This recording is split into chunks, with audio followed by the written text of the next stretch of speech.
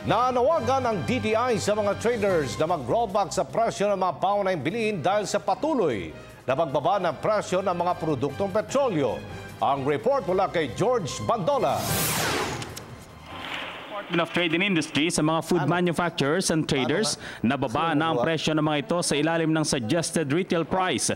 Ito ay dahil sa patuloy na pagbaba ng presyo ng produktong petrolyo.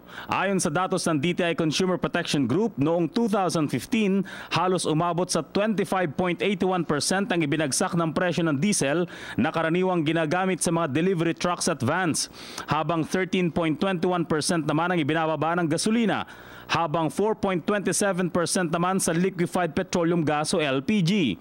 Subalit kung ikukumpara sa dapat sana'y bawas presyo ng mga pangunahing bilihin, halos kaunti lamang ang naibababa sa presyo ng tinapay, kape, gatas at harina dahil ito sa mababang presyo ng raw materials.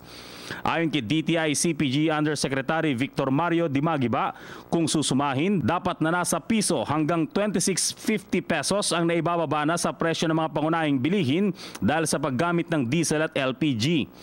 Hindi pa man nag-uusap ang National Price Coordinating Council, dapat na ibababa na raw ang presyo ng sardinas sa 14 na sentimos, evaporated milk sa 29 cents, condensed milk sa 40 cents per can, 38 cents per pack sa powdered milk, habang dapat na naibababa na ng 31 cents ang coffee refill.